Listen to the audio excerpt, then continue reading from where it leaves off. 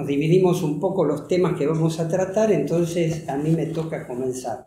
Yo en primer lugar quería comentarles que la propuesta de factor común me parece particularmente interesante porque no es común que en reuniones de este tipo se proponga abordar el tema de los efectos de la dictadura militar en todo el conjunto del sistema universitario, cultural, científico, dado que en general, y por una razón que por cierto todos ustedes comparten, la mayor parte de las veces que se recuerdan los aniversarios de la dictadura surgen los temas más dolorosos, el tema de los muertos, los secuestros, los desaparecidos, que afortunadamente es un tema que se ha impuesto socialmente, ya digamos, está instalado como un hecho aberrante que se recuerda periódicamente, y acá lo hacemos también en la facultad, pero no suele tratarse con una profundidad similar el resto de los efectos de aquella dictadura, ni tampoco quizás especialmente para los jóvenes. Algunos veteranos vivimos la época y quizás lo entendamos o lo hayamos conocido mejor, pero para los jóvenes queda como en un segundo plano por qué se produjo esa dictadura, qué estaba ocurriendo en el país que motivó semejantes atrocidades. A veces uno hasta llega a escuchar, no por supuesto dentro del ámbito universitario, pero sí en los medios de comunicación, conceptos como que era un grupo de militares dementes, sedientos de sangre. Bueno, eso es una caricatura falsa, porque en realidad, más allá de que haya habido militares sedientos de sangre, en realidad las causas de la dictadura no fueron la enfermedad mental de 5, 10 o 50 personas, sino toda una situación política y económica que venía viviendo el país desde varios años antes. Eso es lo que a mí me interesaba recalcar para poder después entender mejor por qué y cómo ese cambio vivido en aquellos años se reflejó de la manera en que se reflejó en el ambiente universitario, científico y cultural.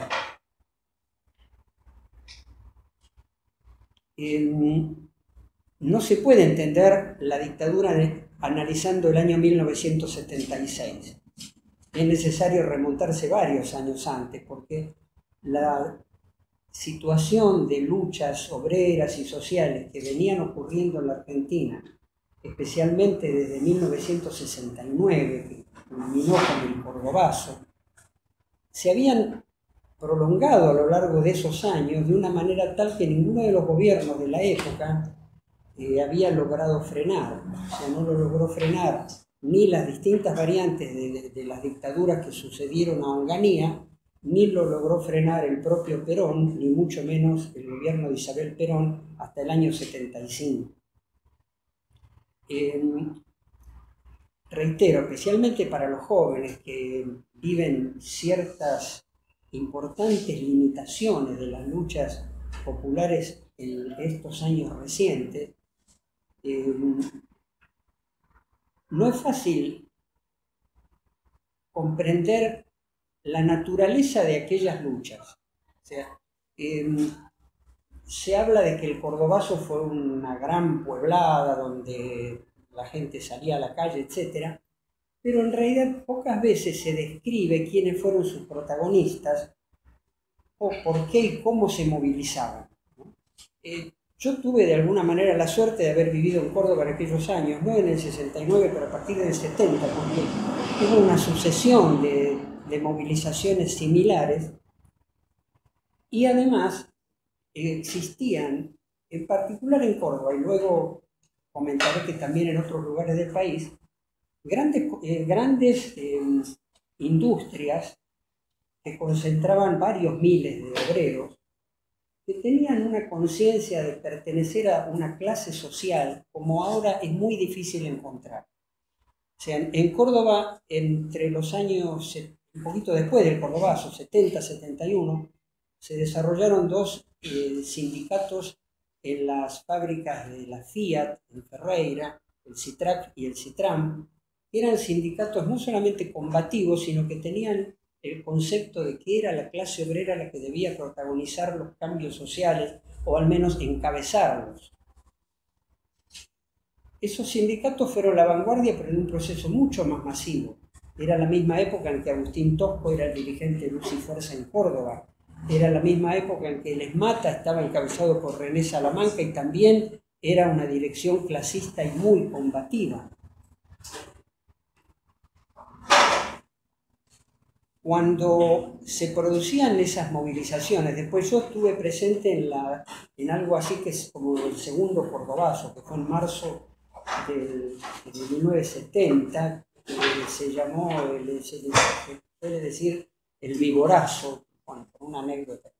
El interventor que había en ese momento había dicho que en Córdoba había una subversión a la cual le iba a cortar la cabeza de un solo tajo, entonces hubo una huelga general y los obreros salieron con carteles que decían quién le cortará la cabeza a quién.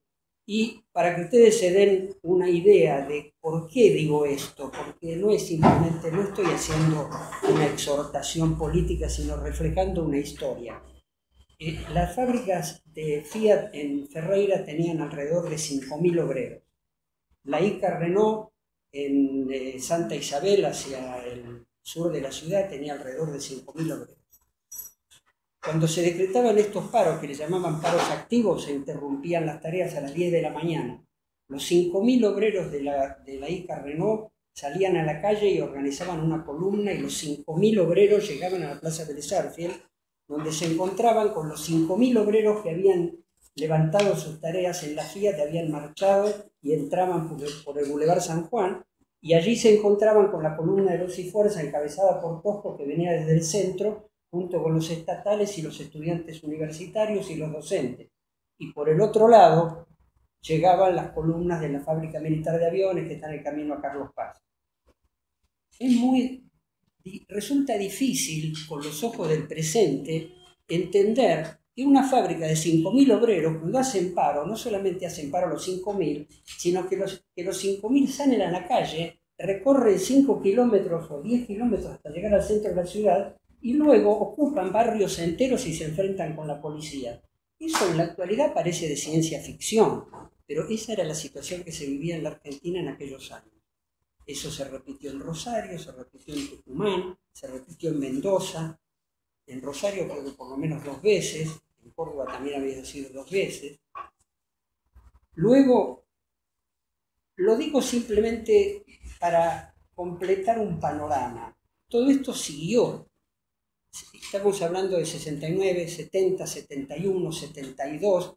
En el 73 se dio esa eclosión donde parecía que todo esto se canalizaba a través del gobierno de Cámpora y demás, ilusión que duró muy poco. Luego regresa Perón y ya empieza la represión. O sea, yo vivía en Córdoba, muchas veces se dice que la represión empezó después de la muerte de Perón, no es cierto. Yo vivía en Córdoba y en el mes de febrero de 1974, en vida de Perón, el jefe de policía dio un golpe y derrocó al gobernador y al vicegobernador, que eran Obregón Cano y Atilio López, que habían sido elegidos en elecciones. Y ocuparon las calles con grupos parapoliciales, como poco después se vería también en Buenos Aires y en el resto del país. Eso fue febrero del 74. Después el gobierno mandó un interventor, que era un militar. No, tampoco retrocedió. 1975, todavía, fíjense que ya en 1975 estaban la AAA, había empezado una forma de terrorismo de Estado, porque eran grupos amparados desde el gobierno, desde el ministerio por López Rega. Sin embargo, a pesar de eso, también hubo grandes movilizaciones, esta vez en la zona de la costa del río Paraná, con centro en Villa Constitución, al sur de Rosario, una huelga que duró 2 meses de todos los metalúrgicos de la zona, fábricas enormes, Asindar. Y hasta marzo del 76 siguió un proceso parecido. En marzo del 76 se organizaban, había paros y manifestaciones en los conurbanos de Buenos Aires, de Córdoba y Rosario. incluso en la zona norte, la Ford, las fábricas automotrices, algo que pocas veces se menciona porque es una forma de contar esta historia es hacer hincapié en que había grupos guerrilleros que ponían bombas y mataban militares y demás, lo cual también es cierto, pero eran grupos minoritarios que generaban acciones muy espectaculares, pero poco y nada tenían que ver con esos 20.000 obreros que se juntaban en la Plaza Vélez Sarsfield simplemente defendiendo su carácter de trabajadores. Como dato complementario muy interesante, uno de los sectores de vanguardia de esa época eran estudiantes universitarios, eran obreros de estas fábricas automotrices, en particular de una de ellas que se llamaba Perkins, que era la matricería que surtía de matrices a la Icar Renault, donde había matriceros ultra especializados y la mayoría de ellos eran estudiantes de la Universidad Tecnológica o ingenieros recibidos en la Universidad Tecnológica. Fíjense el cruce que había, hasta desde el punto de vista laboral y de clase, entre estos sectores de vanguardia de los trabajadores y sectores estudiantiles. Aparte, por supuesto, de los estudiantes de la Universidad de Córdoba, les cuento esto porque era donde yo estaba en ese momento, que participaban también en todas estas acciones. Entonces, dentro de las universidades se acompañaban estos procesos. En el 73, acá Gabriel ha sido un especialista porque nos ha escrito un artículo para uno de los números de la Ménsula y sigue haciendo una investigación sobre todas las medidas fuertemente innovadoras que se tomaron en medio de ese proceso, donde se ensayaban nuevas formas de gobierno más democráticas, donde se ensayaban temas de investigación vinculados con las necesidades populares, donde se ensayaban métodos pedagógicos que quebraban esa distancia entre el profesor y el alumno y promovían la generación de un espíritu crítico y de una participación estudiantil. Eso también ocurría en Córdoba, donde yo estaba en ese momento, y había sido, si bien era un instituto más chico, lo que luego se transformó en la FAMAF, actualmente es la Facultad de Astronomía, Matemática y Física. En ese momento era un instituto que dependía directamente del rector. Pero en un minuto les cuento que en el periodo ese de 72, 73, 74 se inició con una dirección unipersonal de un director que era un prestigioso docente, muy respetable, pero que mantenía una hegemonía personal en el manejo del instituto, y bueno, eso fue objetado.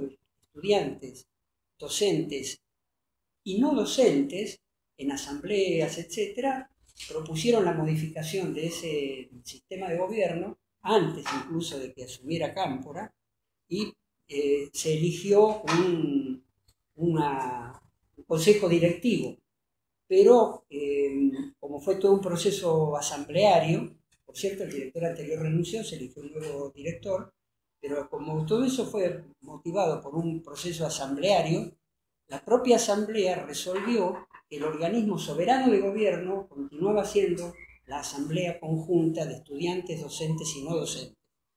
Que está bien, quizás no era tan unánime como esos 5.000 obreros que salían todos, pero cuando se hacían asambleas yo diría que el 60 o el 70% estaba presente, contando todo, estudiantes, docentes y no docentes. Eran asambleas respetables. Esto muestra lo que era también el intento del sistema universitario y científico acompañar a toda esa efervescencia que se estaba produciendo. Evidentemente los sectores empresariales, el imperialismo, el capital financiero tenía que parar esto, ¿no? Porque si este proceso seguía, objetaba realmente hasta en algunos aspectos hasta las raíces mismas del sistema capitalista. Entonces, bueno, había que imponer un plan económico recesivo, de cierre de industria, permitir la entrada de los capitales extranjeros especulativos, etcétera, etcétera, y eso no lo pudo hacer ninguno de los gobiernos anteriores, como decíamos hace un momento, y por eso se dio este golpe militar ya el 24 de marzo del 76, donde cabo de tantos años que han pasado, queda mucho en la memoria el dolor de los muertos y demás, pero en ese momento hubo centenares o miles de despidos de gente presa que no fue muerta, exiliados, y toda una serie de medidas que implicaban disolución de los partidos políticos, eliminación de toda clase de gremios. Esto que yo le cuento del IMAF, por supuesto, desapareció de un plumazo. A los que habíamos participado de esa organización nos echaron a todos. Yo caí en esa echada. Por eso, cuando me presentaron, dijeron docente hasta 1975 en la Universidad de Córdoba. Entonces, el sistema universitario y científico perdió todo ese ímpetu de tipo democrático, popular, innovador que venía teniendo y acompañando a ese proceso. Y lo perdió de una manera muy terrible, porque yo creo que si uno hace una especie de balance global de todas las formas de represión y después hace la suma, represión física con muertos, presos, muertos, desaparecidos. Represión laboral con un montón de despidos. Represión ideológica y gremial porque se disolvieron los partidos políticos, no podían organizarse gremios en las universidades ni en muchos otros lugares. Prohibición del derecho de reunión, prohibición del derecho de huelga. Cambios institucionales, modificación en los organismos de gobierno de todas estas, ya estamos hablando ahora de las instituciones universitarias y científicas y culturales, una verticalidad de órdenes recibidas desde el gobierno militar y nada de democracia. Represión cultural, porque la gente empezaba a no enterarse de lo que pasaba, porque el dominio sobre la prensa era absoluto.